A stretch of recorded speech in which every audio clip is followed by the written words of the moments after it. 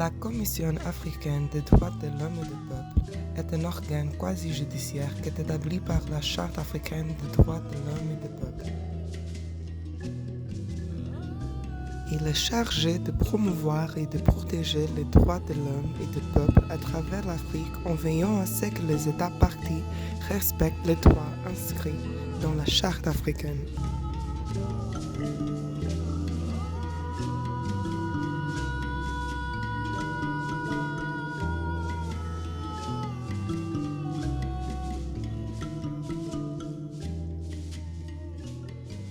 My name is Salah. I'm the head of the Africa Governance Architecture Secretariat within the Department of Political Affairs, Peace and Security of the African Union Commission based in Addis Ababa, Ethiopia. The African Governance Architecture is a structure that has been decided by our heads of state and governments to promote good governance, democracy, rule of law, and human rights in Africa, by bringing all organs of the African Union, along with the regional economic communities, institutions and organs together under the same platform to coordinate activities and programs to promote good governance, democracy, and rule of law. So being member of the platform, we as Secretariat, we then interact with the Commission on a regular basis to try to coordinate the work of the Commission along with other organs, including the African Court on Human and People's Rights, the African Committee on the Rights and Welfare of the Child, the Pan-African Parliament, and many other organs of the African Union.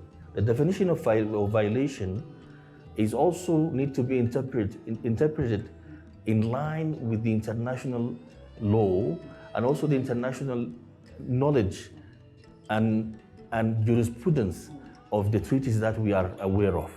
In Africa, we cannot say the situation is rosy today. The situation is absolutely not rosy, but it is better than yesterday. Every day, things are getting better. Why? Because people are becoming more aware of their rights, they're becoming more aware of their duties, and they're becoming more aware of what is in existence at the continental level, at the regional level, at the national level, in terms of mechanisms that are promoting and protecting human and people's rights. We have to alert all African people to report violations, to speak about violations. That is the only way we can really stop violations from happening. We have to empower our member states to build stronger mechanisms, because without having stronger mechanisms in place, we will not be able to stop violations. This is going to take longer time, but Africa is progressing quickly, and I think we should not really deny the fact that every day is bringing us new development to stop and prevent violations from happening. My first recommendation will be there is really need to intensify the campaigns of promoting the existence of the African Commission on Human and People's Rights. We need to really make or to advocate our member states to respect the recommendations made by the African Commission and implement them immediately without delay. The African Commission as per the promotion, the Commission do some studies, organize seminar, and also elaborate a tool to serve as protection for human rights. The court and the Commission are both organs have been invested of the mandate to protect human rights in Africa. The field of protection of human rights in Africa is so vast. There is no competition between the two organs. There is just a complementarity. The protocol establishing the court recognized to the Commission. In fact, the Commission can seize the court when it finds it opportune to seize the court. The Commission, when some cases need to be to have some implementation, and the court render some judgment. So, for the Commission can seize can seize the court. The court, the commission are free. They are independent in the realization of the mandate of the court. What we can suggest, they should point out aspects more concretely and less theoretical. The result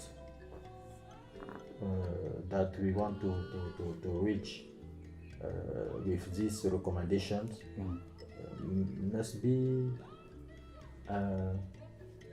measurable. You can measure. Okay. Yeah, measurable, and also have great impact. Okay. Yeah, the impact that must last long, if no forever. My name is Solomon Dersso. I'm the chairperson of the African Commission on Human and People's Rights. The African Commission on Human and People's Rights is the premier human rights body of the African human rights system and the African Union. So the mandate of the Commission entails the supervision and monitoring of the implementation of the African Charter on Human and People's Rights through engaging in protection activities, which among other things involves receiving and adjudicating human rights complaints through its quasi-judicial procedure, which is known as the individual complaints procedure or the communications procedure, whether or not those alleged violations have happened. If they happened, by making a finding on the occurrence of those violations of rights and recommending remedies for redressing those violations to be implemented by the state. So this is one of the protection activities of the Commission. So the idea of the African Court is basically to expand the protection mandate of the African Commission.